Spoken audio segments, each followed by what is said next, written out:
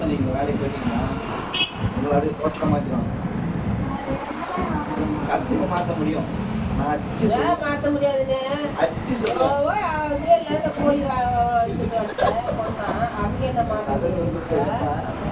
ஒரு மாதம் நீங்கள் வந்து வேலைக்கு போகணும்னா டோட்டலாக சேஞ்ச்.